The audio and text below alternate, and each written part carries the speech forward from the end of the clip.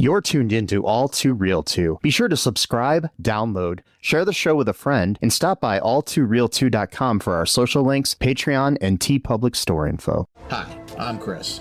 And I'm Jeremy.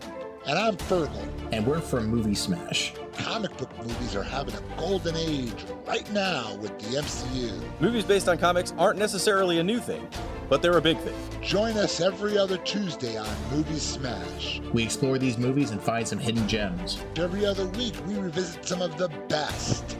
And some of the worst movies based on comics or graphic novels. Was Green Lantern as bad as you remember? Heck no! Is Time Cop the most accurate time travel movie ever created? Absolutely. Was Mystery Men way ahead of its time? Should they be revisited? Should they be forgotten? Join us on Movie Smash and find out. Listen wherever you find your fine podcasts.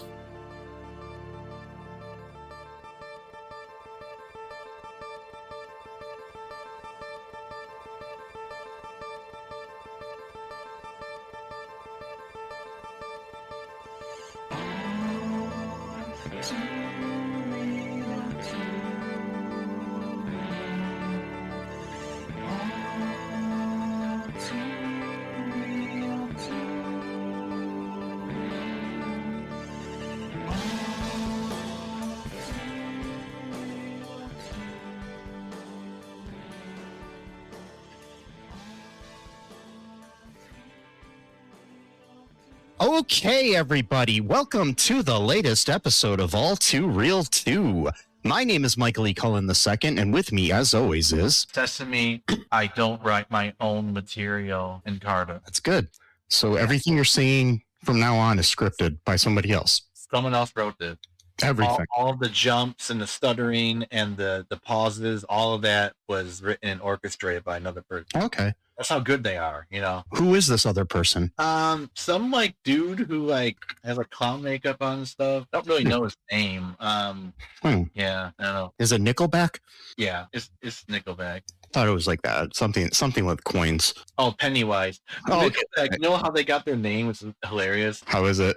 One of the band members, I worked at like a coffee shop or something, and he had change to give to a customer, and it was nickel, and it says, "Here's your nickel back." Are you serious?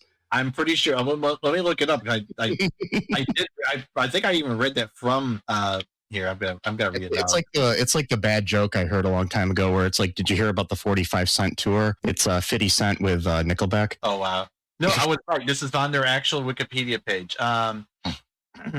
It says, yeah, here it is. They started off as here we go. We're supposed to be talking about it already. Yes. I'm on Nickelback. Formation 95. The band was formed in the early 90s as a cover band called Village Idiot by brothers Mike and Chad Kruger. Their cousin Brandon Kruger and Ryan Peake rounded out the band. The band later changed its name to Nickelback, which originated from the nickel and change that band member Mike Kruger gave customers as a job at Starbucks. He would frequently say, "Here's your Nickelback." So that's a real story. I think I get too much hate, to be honest. I'm not on. I hate trends. I hate when people hop on the trends. No, I know. I don't think they're as bad as everybody says they are, but I still don't like them. Well, but no, just like butt rock. Yeah, I get that. But like a lot of other bands sound worse than they do, and they don't get nearly as much hate as they do. Like, I mean, there's also, back to our topic too, there is a band called Pennywise. So it's right. Yeah, there is. Yeah, they're like a punk band, kind of, right? Yeah, like and they're named after the clown in the book. Yeah. That's cool. So yeah. So speaking of that, folks, we are covering It Chapter 2. We recently covered It Chapter 1, and I figured, hey, let's continue on down the It road. Yeah. Yes. Eat it up. Take another trip to Derry. Yeah. Yes. So this movie, It, came out in 2019.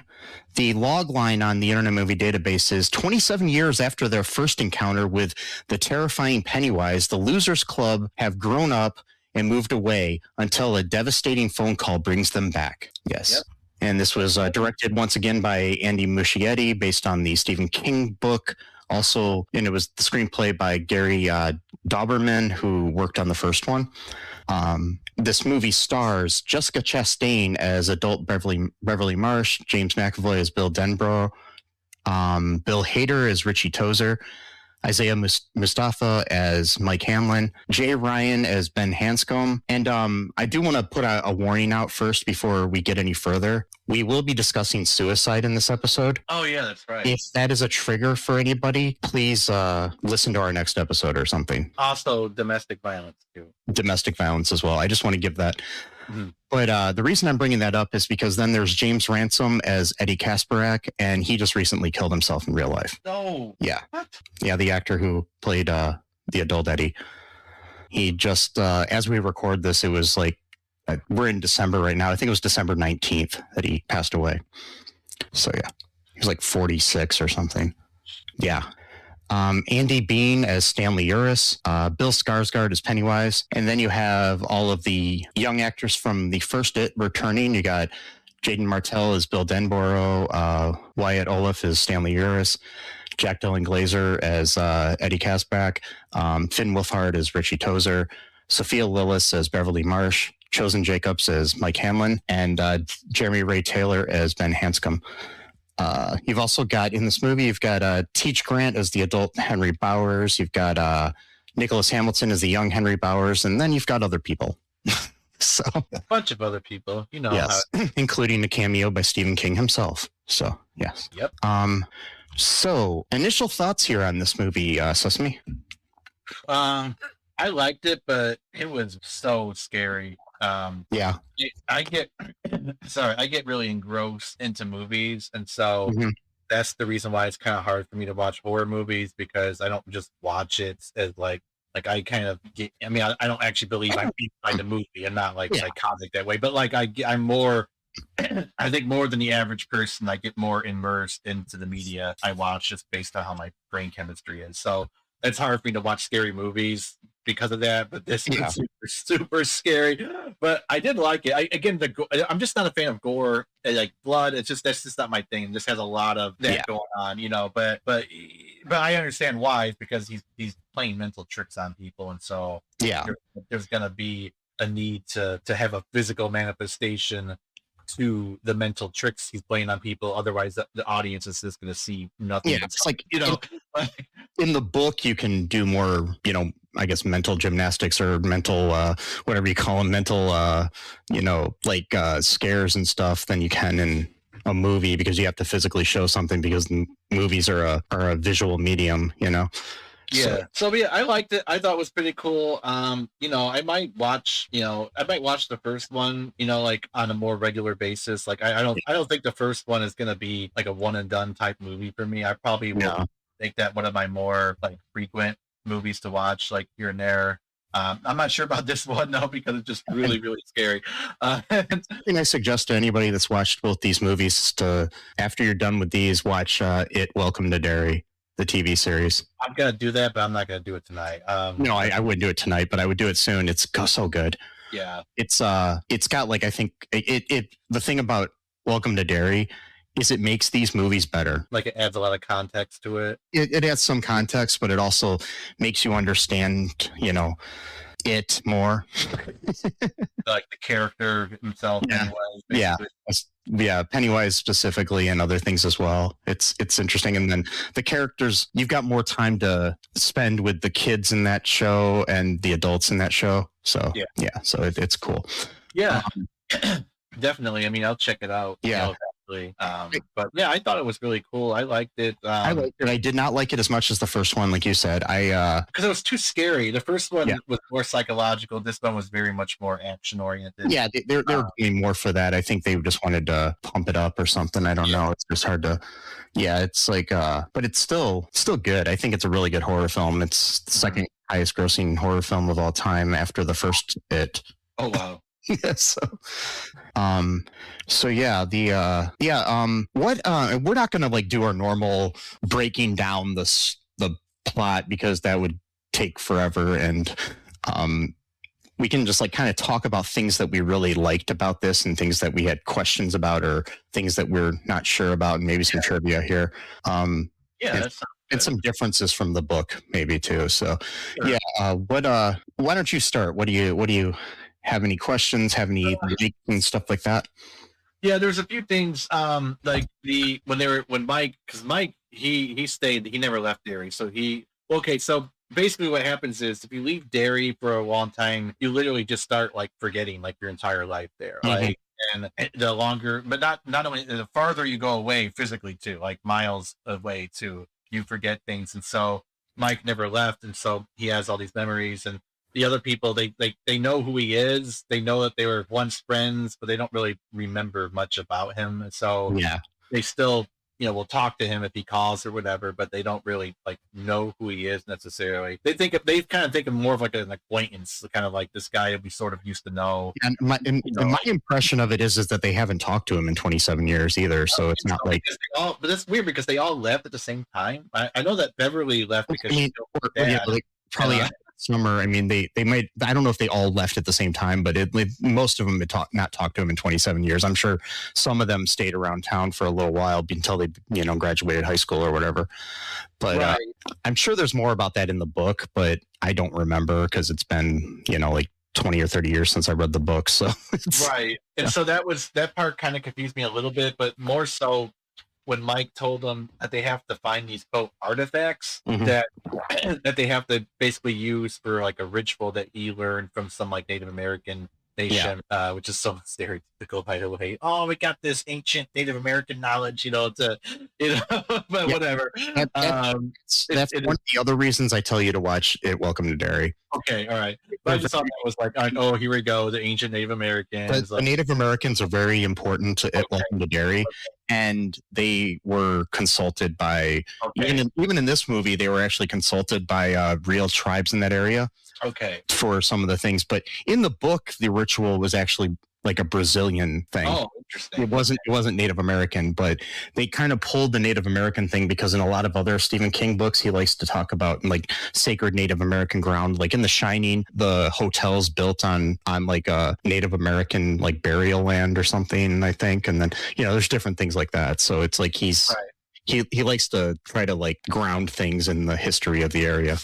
So, right. And it was kind of stereotypical, but it was like, this is like ancient too, because this was like thousands and thousands of years ago. So this is like way before like the whatever Christopher Columbus and all them.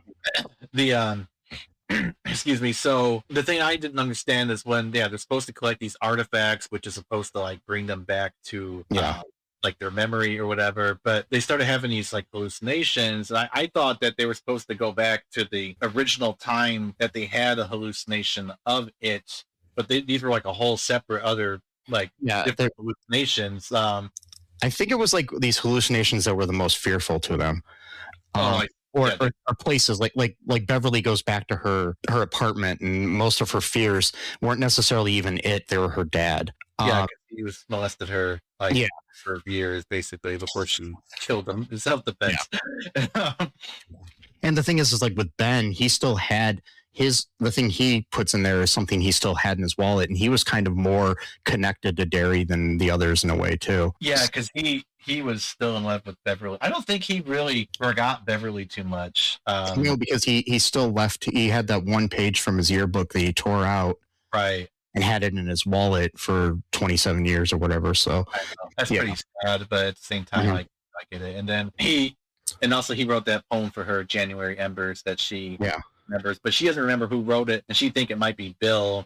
And there's kind of like this sort of love triangle between Beverly and Bill, and Beverly and Ben, and Ben's kind of jealous, a little bit because he seemingly goes for Bill, but there's a little bit of plot twist when it comes to that too near the end. Yeah, it's more so, but in the book, Bill's wife and her husband are more involved in the story. Oh, okay. Yeah, I was wondering because, like, she's like in the first scene basically, and a lot of it has to do like her husband is like jealous and comes to Derry in the book and also in the 90s miniseries, worried about her, like not worried about her, but thinking she's cheating and stuff, and goes to the town, and she does actually cheat in the book. She has sex with Bill. So so it's a little bit different, but in this they only kiss. So so that was that. I mean, now I guess I understand it, but that was the question I had about that because I wasn't quite sure what that was all about. But they all had like their own like terrifying. Beverly's I think was the most scary because there's like old lady who's like lives there now, but she's like turns into this like hideous monster. Yeah, and we learn when we see things on her wall of Mrs. Hirsch that the real Mrs. Hirsch was the daughter of this guy named Bob Gray. Oh wow! And the reason I want to bring that up is because in Dreamcatcher they talk about Mr. Gray. Oh, that's right. Yeah, and so there are theories that the Mr. Gray in Dreamcatcher is actually it. Oh, okay. Yeah, so yeah, and that's another thing to watch. Watch it, Welcome to Derry, and you'll learn more about that story. Yeah, so the I don't want to give away anything though. So but yeah, that's kind of, that was a creepy scene though. I mean, that's from the book in a certain way, but not the whole like where she turns into this naked monster. Yeah, it's a little less scary or something in the book. It was definitely less scary in the ABC miniseries, you know. So right, yeah, exactly. In 1990, you know, they weren't going to let a ghost with her breasts out on national television. Like 8 or 9 feet tall, and yeah, yeah, it's interesting. So yeah. Yeah, in the beginning, we have, I mean, there's these certain things too that'll like every there's like big events that basically bring forward it every so often. There was when they were kids, there was like issues going on, and then there was prior to that, there were things like this Bradley. There was this black spot fire, and there was which was a black nightclub. This is all talked about in the book too, like in talking about things. And then there was like Bradley gang murders. Like they were kind of like this gangsters in town that killed a bunch of people. And then the town came and rose up against them. In this one, the main thing that sets off him coming now is gay bashing. And this was actually in the book. So, in the 80s. So that's kind of, kind of progressive for that time. And it was based on, there was actually in Bangor, Maine, which was the town that Derry's based on, where Stephen King grew up. Right the year or two before the book came out, there was a murder almost identical to this, where this gay couple was walking in town and were murdered. The one guy was murdered because they were gay and thrown over a bridge. Yeah. So sad. It's sad.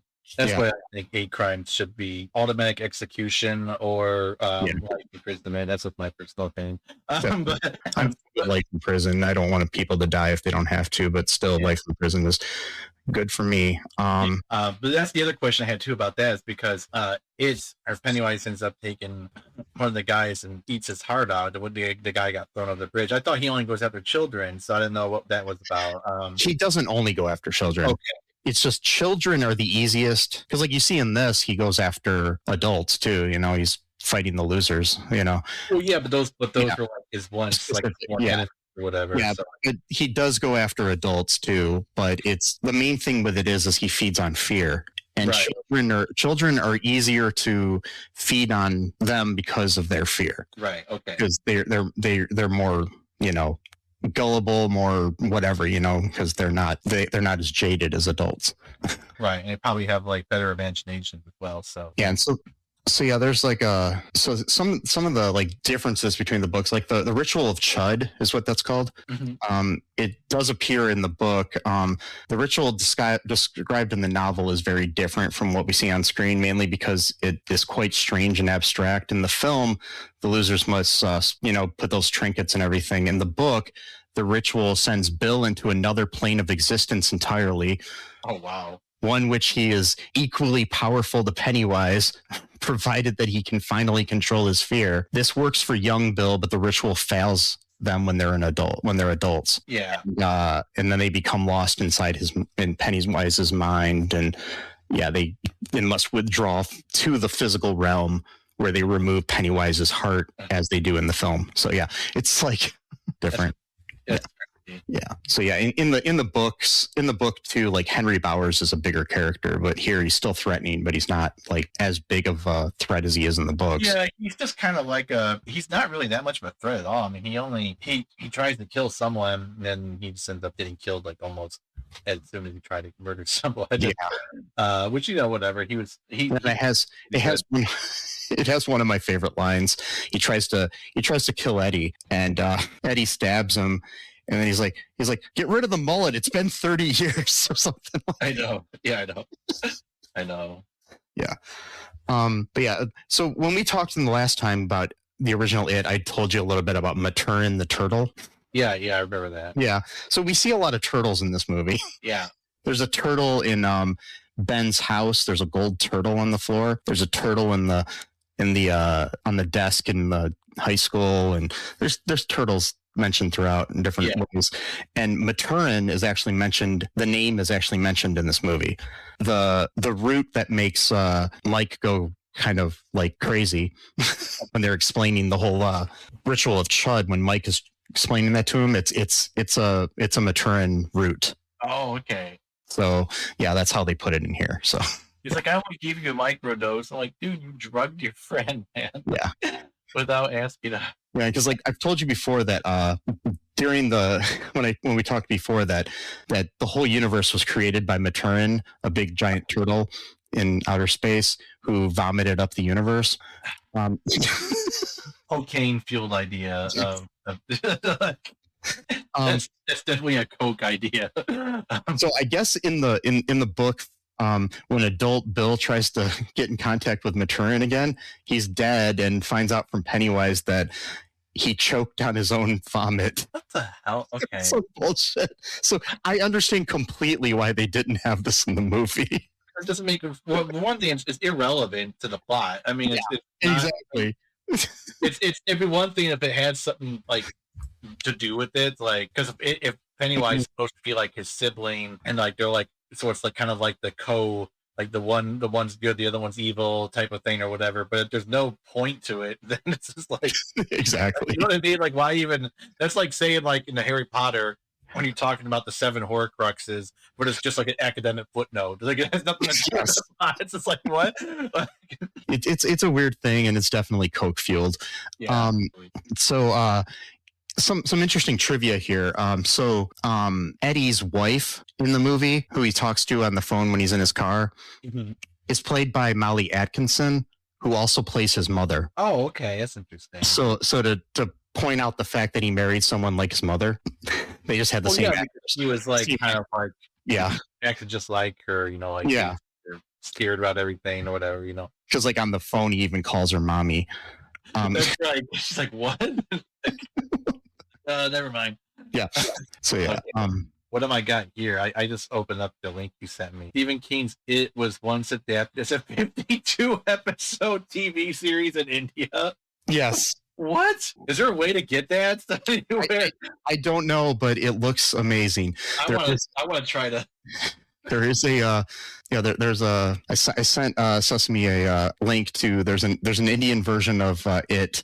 There's a TV series, and yeah, Pennywise looks absolutely ridiculous. It's not even look that scary, to be honest. Yeah, exactly. He just looks like a regular. It looks like a regular clown with makeup on. Yeah. So hey, that's that's how they. Yeah. Oh, we're not very scared. Let's see here. Wow, I had no idea how long it is. 1,138 pages. Yes, it's long. Like the I was looking up I think I was looking up the audio version of the book because I wanted to listen to it while I was at work or something. It's like 45 hours. Wow. Yes. Yeah. If I'm remembering correctly, because I looked it up the other day. Yeah, but the audiobook it is narrated by Steven Weber from Wings. So. Oh, that's kind of cool. Yeah. He's interesting. Who played Jack Torrance in the Shining miniseries on TV. Yeah. I remember that. That was my first actually exposure to The Shining with that version. Not the original. That's not that bad. I mean, no, it's not. Of course Kubrick's version is definitely a masterpiece, but yeah, the thing is like The Shining takes place in the same universe as It, so it makes sense. Wasn't the ending different too? What's that? Wasn't the ending different in the miniseries, like when he was at his son's graduation or something like that? Or see, that's something we can bring up here in the ending of Kubrick's The Shining. He freezes to death, whereas in the book he blows up the hotel from the boiler room. Yeah. And so in the ending of the It book, instead of just the house at Niebolt collapsing, the whole town Just there's earthquakes and everything, and the whole thing is destroyed. Wow. And Derry doesn't exist anymore. Wow. They also all forget about Derry again. Oh, come on, damn it. Yeah. I'm glad they changed, actually. You know what they should have done though was if they figured this out, they would be like, oh, let's write everything down or record it so that if we forget, we'll just look at the videos we made, or like, oh yeah, it told us that we would forget this stuff. And you know what I mean? Like the first time you don't know, right? Like that's you don't think about it ahead of time, right? Like how would you know that you would forget about the town that you like? You know what I mean? But the second time you should have like a fail safe, you know. And who's to know though? It's all supernatural. Maybe everything you wrote down would just disappear. That is true, unless you like hit something really nice, like made copies and stuff like that. Yeah, because there's this TV series that I really like called Haven, that's loosely based on Stephen King's books and stuff. And there is a time where everybody forgets about the town of Haven. Outside of the town of Haven, like nobody knows it exists, and like this guy from Haven still remembers it, and he runs into some people, and he's trying to find a video that they had recorded when they were there, and he's watching the video and he can see everything on it, but the other dude's like, I don't see anything. It's just static. Like what? Stuff like yeah. So yeah, what else did you enjoy or want to point out about this here? I like the actors. I like them. Bill Hader, I think, played a good adult version of what's his name? Finn Wolfhard's character. Yeah, whatever his name was. Of Eddie. Eddie? Richie, not Eddie. I keep thinking Richie. It sucks that they both got E on the end of their names. So when it's like, I keep transposing them. I thought that was pretty good because Richie was like always like the Joker, so it kind of makes sense they became a comedian. But he's kind of like a washed up kind of comedian though. Like in the book he's a radio DJ. Oh, okay. And then in the mini series he was like a late night talk show host. Oh, okay. So that's kind of cool. And I like how Bill was a movie director. I thought that was kind of nice. And the interesting thing too about him being a movie director is they keep, and he's a writer. He's not a director. He's a writer.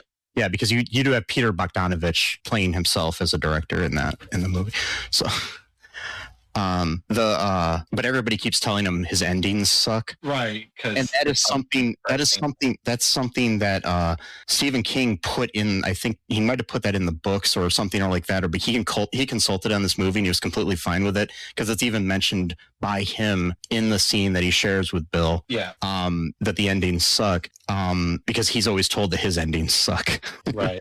It's hard to write an ending. It is. To wrap everything up, and it's really hard to write an ending, especially and not make it seem like schmaltzy, or it either just feels like unended or it feels like it ended too cleanly. That's actually kind of how I feel about the ending of this movie. Actually, though, the whole idea that like all they had to do was hurt Pennywise's feelings. What? Okay, like. I don't know. It just seemed kind of anticlimactic. That I didn't mind too much because it kind of made sense in a way for the character of Pennywise. Yeah, but I know, it's totally different. Like the ending in the book is completely different. They both rely on the ritual of Chud.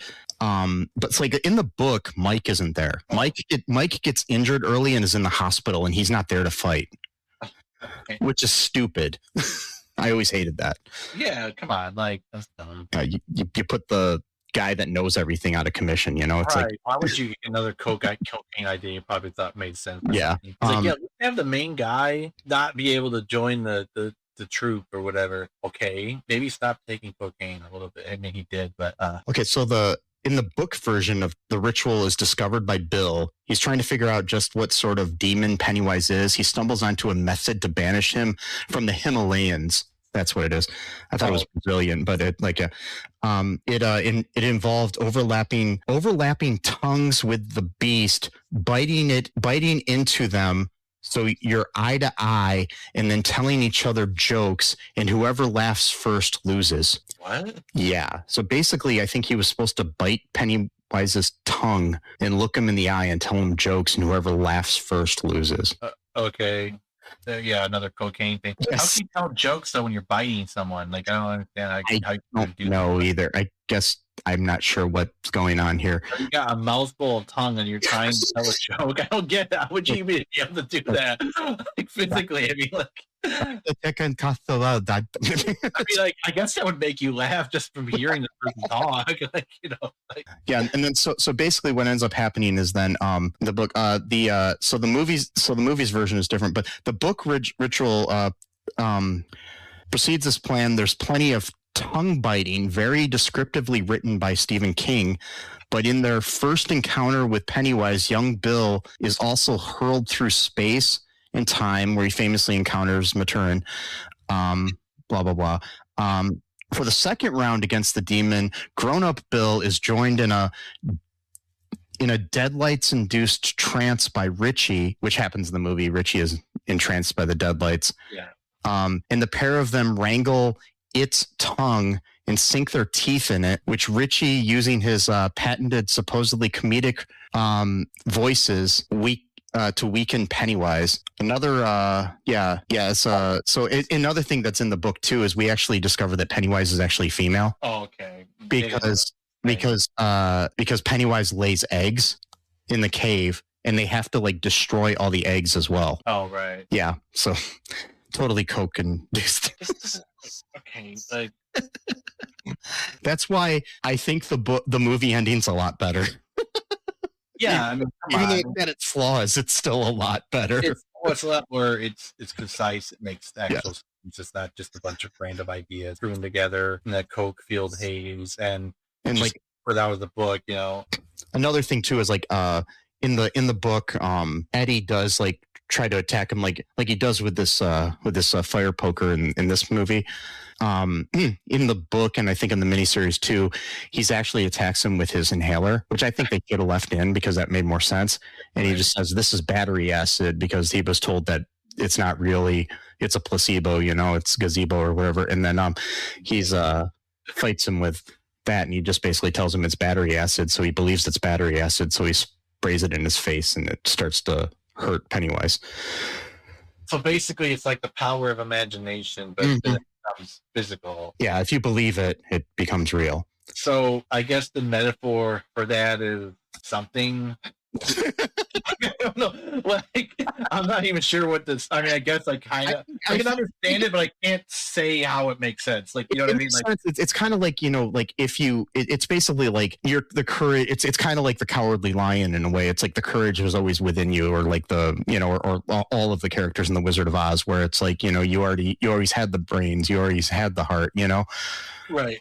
Yeah, you just have to believe in it. Right. And unfortunately, Eddie dies from. Yeah, in the book, he dies because it rips off his arm, and he dies from bleeding out. Yeah. So yeah. That is when he got pierced, so maybe it wasn't that bad, painful as your arms. Somehow he lasted longer than I thought he would from that wound, though. I'm like, that's a pretty bad wound. It's like Makes it a lot sadder when you realize he's dead in real life now too. I know, I had no idea. That reminded me too. Stanley. So Stanley was the seventh in the group, the loser. Yeah. He unfortunately killed himself because he felt like he would be holding them back if he were to go with them. And a lot of people had issues with this, especially people in mental health issues, with mental health issues, because they made it almost sound like by him killing himself, he was doing a good thing. Yeah, because they made it like very rational, like he was just like this, like almost like logistical. Like I took myself off the board, like a game of Dungeons and Dragons, something like that. In the book, he's just too scared and kills himself, and there's no note. Right. Maybe they did that just because they wanted to make it seem not as bad or whatever. Yeah, basically, a lot of people always complained that the one thing that they didn't understand about the book is that Stanley killed himself. Because understandable.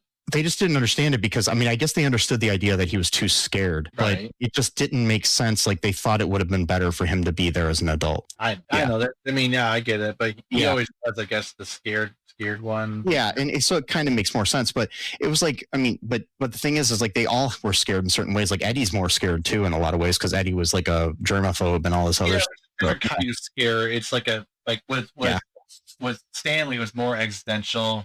because he was like a thinker. He was sort of like very philosophical about things. Mhm. I think with him, it was more along the lines of the fear of like the unknown, stuff like that. Whereas with Eddie, it was just like, oh, this water might infect us, or whatever, that type of thing. I mean, they're still obviously they're both debilitating in their own way, taken to extremes. But yeah, I mean, I wasn't really a fan of that myself either. I was like, No, I thought that he wasn't gonna do it because he had this memory where Bill is like having them all promise, basically like cutting each other with the piece of glass, and he's like, I promise, Bill, but then you see like him in a bathtub and there's blood everywhere. I'm like, oh, okay, well, you just broke your promise. So it's like, and the other thing too is it's like, okay, so another thing to kind of tie it into The Shining and stuff is I think Beverly has The Shining, because if we remember in the first movie, she could see all the people as an adult, but what she wasn't saying is that she could see how they die. right. But when Stanley asks how he is as an adult, it's like the same, just taller. Like she was more descriptive about everybody else. Yeah. So it was kind of, implying that he wasn't going to make it. Don't want to tell him. It's- Yeah. And also she was mouthing along on the phone to Stanley's wife about how he died. Yeah. Okay. Yeah, I remember that. Mhm. Yeah, it's It's kind of sad, but it's really sad actually. Plus too, he, like you said before, like a lot of this movie is basically like a metaphor for child abuse in some form or fashion, even if it's unintentional. Like with Eddie's mom, she was like super overprotective of him, but that in a way though that was kind of abusing him because it was making him afraid of everything. Like, and that's Munchausen by proxy. That's completely still abuse. Yeah, I don't even know if she had that or not though. I think it was just like, I don't know. Maybe she did. It didn't seem like, it seemed like she was just. Well, it seemed like she was having, him take medicine that did nothing for him. See, well, I didn't understand that. Like, why would a pharmacist even agree to do something like that? Like, I said, this was the 80s, or in the books, it was in the 50s. Yeah, I guess so, because I'm just like, I'm like, how could you, like, how would a pharmacist even like allow that? Like, to give someone fake medicine? That's true. But that's the other thing too, is like the pharmacist is still alive and working, which was really sad. He's like in his 80s, his daughter is still there. Yeah. Bitch, is always in him all the time. Chewing her gum. Yeah. Still was teasing him a little bit. Not to spoil anything from Welcome to Derry, but there's also I don't know if they're related by any ways, but there's a mean girl, one of the mean girls in the Welcome to Derry, who's chewing gum all the time too. Oh, interesting. And I'm like, is that like her mom or something? It's just, I've never been much of a gum guy. I don't know. No. It's just like, I just never really understood the appeal of gum. I don't know. Maybe I'm just weird, but yeah. Also one thing too is like there's a cameo. The guy who played the young version of Ben in the miniseries is like appears in the scene where Ben is talking on the screen to the boardroom. He's the guy standing up who like turns on the thing and stuff like that. Mm-hmm. He was the young Ben in the miniseries. So Ben, he's like, he really glow up. That's the new phrase, I guess people say now, a glow up, because he lost most of his weight and he's like really, really handsome now. I mean, he was still like, he's like, that's the other thing. He was like, I think he still lost weight in the book, but like Bill, which I don't understand is why, not that I'm basing everything on looks, but why Bev was still into Bill, because in the book, he's like completely balding, and not that there's anything wrong with that, but I'm just saying it's just funny. Ben was like, the quote unquote cute fat kid, not trying to be mean or whatever, but that was like, he's the kind of kid that like, a girl or maybe another boy even would be like not really quote unquote attracted to physically, but still yes, but no at the same time. Again, I can't really explain things today. I don't know why my mind's kind of like not as fresh, as focused as it usually is about. But you get what I'm sort of trying to say of like it's like someone saying, "Oh, that guy's cute," versus like, "That guy's cute." You know what I mean, or something like that. It's like that little difference, and so I guess there was kind of like the implication that he got super fit, as like a response to that, like maybe hoping that he'd somehow see Beverly at some point again in his life or something. So some trivia here. Let me find that. So Katie Lundman, who portrayed one of Pennywise's victims, Betty Ripson, in the first movie, and the character's voice, also plays a guy in this movie. Oh, okay. Instead of a girl, plays Chris Unwin, who is the youngest looking boy in the gang that basically kills the gay guy at the beginning of the movie. Oh, that was a woman? Yeah. A woman, but yeah, and she also has a cameo in Welcome to Derry too. So there's like rumors all about the character, like maybe the character like is actually Pennywise and Time Traveler. Or, yeah, exactly. Yeah, maybe. Mm-hmm. Because Pennywise does take on the visage of people that he's killed sometimes. So it's like that's right. Yeah, he does. Yeah. That one scene I did like though is when Henry, he's like in a institution for like the criminally insane, because he killed his father after Pennywise basically got into his mind, and he walks back home and the police are there and they arrest him, and then he sees like a lone balloon just flying up in the air and he's smiling at it. So he sees that balloon again inside the the hospital or whatever, and then he starts freaking out. He goes into they put him in his room. There's like a giant balloon underneath his bed. He pulls it out, and then his friend, the one that got killed in the sewer, like lunges at him, but then just gives him his old knife, and like he apparently drives the car, getaway car too, or at least in his mind. Maybe it never even happened. Yeah, but like there's a deleted scene from the first movie where I guess Henry Bowers, that character, is driving around in his car with all of the other guys dead in the car. Like he killed them all. Oh my God. Yeah. That's wild. Yeah. Yeah. There's like Will Forte, Jason Lee, Justin Long, Bill Hader, Patton Oswalt, and Jack Black were considered for Stanley Uris as an adult. Okay. Jack Black. Yeah. Okay. There was where was the other thing I was going to share here? Oh, Don Cheadle, Craig Robinson, Will Smith, Michael B. Jordan, Taye Diggs, Donald Glover, Anthony Mackie, and Chadwick Boseman were considered for the role of Mike. I can't imagine Taye Diggs. I mean, no offense to him, but I can imagine him over Will Smith. Yeah, because Will Smith is too old. He's just a different style there. Yeah, I don't think I could see Donald Glover in the role. No. I love Donald Glover, but I don't think I could. Actually, I don't think I could see any of those guys in it. Really, Craig Robinson, I don't think I could see him in it. I don't know what that is. Who's Craig Robinson? I'm not. Craig Robinson, he was on The Office, and he was in like Pineapple Express and other things. He played like the warehouse manager on The Office. Yeah, I know what you're talking about. Yeah, he would not be a good, unless he just has a different style of acting, but not a one, but because he's more of a comedy guy. I think they picked the right guy for the right look, kind of personality. Yeah, Isaiah Mustafa. Because he looks like an older version of Chosen Jacobs.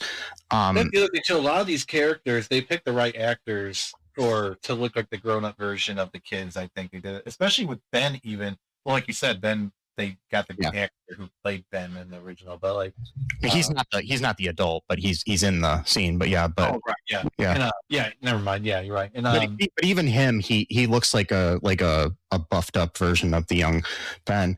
Like their face, like they found like people who have similar enough faces to be like the adult version. I think Ben, which is weird because I know he looks like he's lost a lot of weight and stuff, but his face still resembles Ben's from like the first. And I think Richie, that was a good one. The only one I think didn't really look too much, I think, like, and also Bill I don't think looked too much like the original. I think James McAvoy looks a lot like the young Bill. Sorry, what's that? I think James McAvoy looks a lot like the young Bill, though. I'll disagree with you there, but yeah. He was in he was in a bunch of other stuff too. James McAvoy. He was Professor X in some of the X-Men movies. Okay. Among other things. I knew he looked very familiar. I've seen him in like a million different things. He Jessica Chastain, who plays the adult Beverly, was actually the choice of Sophia Lillis, the young Beverly, to play her as an adult when they asked them who they wanted. And Finn Wolfhard suggested Bill Hader. And I don't really think Bill Hader and Finn Wolfhard look a lot alike, but with the glasses on, it kind of works. But he does seem like an adult Richie. Yeah, I'm looking at your picture right now, and you have the two sides or whatever. And I mean, especially now that you've seen Finn Wolfhard grow up on Stranger Things, it kind of, you can tell that he doesn't really look like Bill Hader. Well, no, but yeah. It was funny. I saw, I think it was on Tonight Show or something, a clip of Bill Hader talking about it, and he's like, yeah. So they asked the kids who they wanted as an adult, and Finn Wolfhard said that he wanted me to play his character as an adult. And I guess like a week or two after he said that, I get a phone call, and they want to know if I want to be in the movie. And he's like, I didn't realize this Wolfhard kid had such a pull in Hollywood. Wow. Joking, but yeah.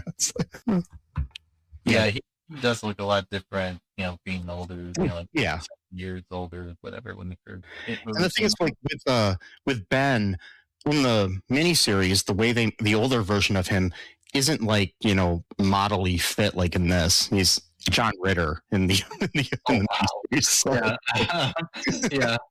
It's like, wow. Yeah, it's interesting. So, like, I see what you mean about the similarities of Stranger Things. I mean, obviously, it's its own different story. Oh yeah, but it's definitely taken inspiration. Stranger Things definitely took inspiration from a lot of things, but it a lot. It and Stand By Me, especially when in the Stephen King universe. The S. Yes. SK. I still gotta watch the final Stranger Thing. Well, not the final, but the last one that they have. Yeah. I watched the second one, so now I gotta be in episode 7. Is it just me, or do some of the characters not really have much good chemistry with each other anymore? It seems like it's Mike not. and Elle don't really have like anything. Even Mike and Will, like it's just like they forgot how to act together or something. Like it's definitely not just you. I was just gonna say, because it's just like, so at the time when we're recording this is December. This episode will probably come out in February, but so we haven't seen the series finale.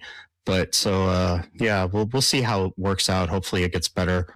It did get better as it went on. Yeah. Season 4, I think, is when it really started, where, especially with Mike, it's like, not trying to be mean or anything, but like, did he forget how to act? Because like, he doesn't act at all like he used to act. Like, I don't know if that's just like a new style that he picked up on, but I don't really consider that a style of just like, oh yeah, that's interesting. Like, that's like, what, what did you want to do? Like, yeah, there's different things. I mean, it's like, I don't know if I blame the actor as much as I blame the writing and direction. Maybe, yeah. But we'll see. I guess, if they can fix it, but I don't think they will at this point. But, I mean, after 2 seasons of just like horrible chemistry between the actors, probably the part of that is the fact that they took way too long to end the series.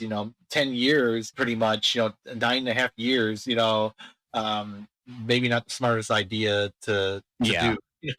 Just my opinion. I don't know. Because at that point, the modern television thing is like, when you take these long breaks in between seasons, it does also get to the point where you're just like, do I give a shit about the show anymore? You know what I mean? Or the people I used to work with, do I care about? Not saying you don't care about them anymore. But like, I'm not even talking about the actors or people in the show. I'm talking about people watching it. It's like, do I give a shit about this anymore? Because it's like most shows, like, it's like, old school television, like, I don't know, you wait like 3 months in between seasons. New shows, I kind of understand a little bit, because it's more of a production value, but like, 3 or 4 years is too much. Like, my thing is I think when you're going into something and it's going to be multiple seasons, maybe think into that. But a lot of that actually I think is the streaming model, where they kind of don't want to commit to more than one season. And so then you get stuck in that point where you're just like, you don't even know if you're going to have a season 2. And then by the time you have a season 2, it's like, why are you going to bother writing the season 2? Whereas in like old school television, and like they would have a writer's room for the show. In the writer's room, a majority of it would go from one season to the next. And you would already have ideas. Even if you weren't going to be renewed, you would kind of like know, okay, in season 2, we're going to take our characters this direction. Right. But now it almost seems like, what's the point of writing a season 2 if you don't know if you're going to get picked up? I mean, what's the point of even coming up with an idea of where you're going to go? Because you're just going to be disappointed and you get canceled, you know? Yeah, because you could be focusing on like another gig, another job, to come up with ideas for that. Yeah, and then they're not doing writers' rooms either. They're doing like they'll a lot of times now it's like work on hire. Like you're not in the like. I'm Stranger Things is a different animal because that's like the Duffer Brothers are kind of like overseeing the whole thing. But and even with it, Welcome to Derry, that's another animal too, because Andy Muschietti and his sister Deborah are like overseeing everything. So but there are some shows, like especially like the like sitcoms on streaming and stuff like that, where it's like you're hired to write one episode. Yeah. And you're not in the writer's room bouncing ideas. So they'll be like, okay, episode 5, you're writing this, and then you just get paid for writing episode 5. Whereas you were on staff on a show before and you were paid every week, regardless if you were the one, spearheading the episode or not. Yeah. Yep. The gigification of every industry. Yep. No job security. Nope. And they wonder why people are so anxious and depressed and edge and stressed out all the time, and have no hope for the future, no prospect, nobody saving up for retirement because they're like, well, is there even going to be a retirement? Why should I even bother doing that? I might still just enjoy a treat here and there because that's all the only thing I can actually. I mean, honestly, I think if Pennywise was real, the fears that I would have are like, not being able to pay bills, and it wouldn't be like a scary old naked lady running down a hallway. It would be yeah, exactly. Yeah, that was the most fucked up one for me. It would be it would be my rent bill kind of chasing me down the hallway. Yeah.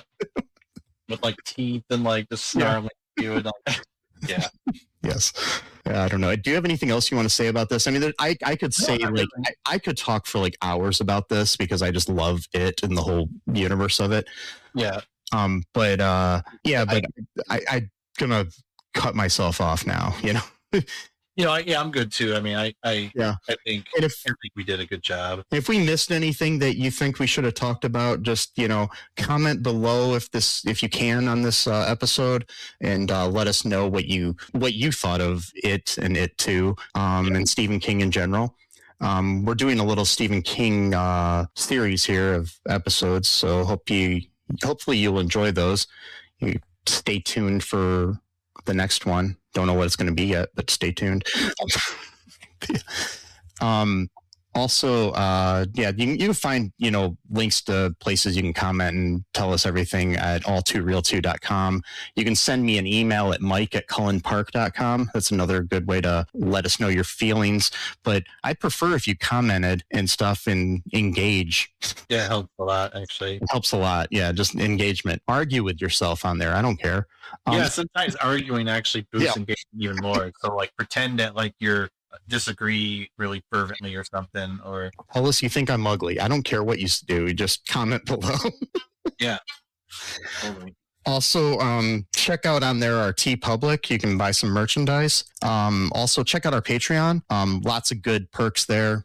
You can do a lot of good things. Help support the show, for as little as like $5 or $1 a month or something, So it's whatever you want. You can also donate money. You could do that. Yeah, that'd be cool. If you want to be a sponsor of the show, let us know too. We'd be more than happy to take your money. And put it to good use, though. Yes, exactly. Unless you're like, working for like a drug cartel or something. I mean, we're not going to take your money as like a tax and then like not actually do anything for you. Said money. Mm-hmm. We'll actually take the money that you give us, and then we'll actually do something that actually benefits you in the process. Yeah, if you want to advertise your legitimate good product, we're not going to we're not going to like do a bunch of AI bullshit or like create an NFT trading card or something like that. We're not going to advertise certain products too. So yeah, we're not going to do like Better Health or any of that bullshit, or like I don't know, maybe we are, who knows. I don't control the ads that go out. No, what I meant was like a sponsor. Like, yes, I know. That's what I meant. Not. Sometimes you can't really control the ads. Mm-hmm. Yeah, I know what you mean. Yeah, we have no control over the ads that we get. I just we can say what we don't want to have happen, but there was no way to say, hey, I don't want BetterHelp. Right. Doesn't work like that, apparently. Yeah. But I mean, in my opinion, BetterHelp isn't the worst thing out there. No, it's not the worst no. one. So anyways, folks, thanks for listening. Trans lives are human lives. No human is illegal. Be different, be yourself. Fuck ICE, fuck Trump. Free Palestine. And just remember that I love you. We're going to kill this fucking clown. Sesame loves you. And until next time, bye-bye. Thanks for listening to All Too Real 2 podcast, a Cullen Park production. Produced and edited by Michael E. Cullen II. Music by Matthew Hawes. Subscribe and share the show. Visit us at cullenpark.com.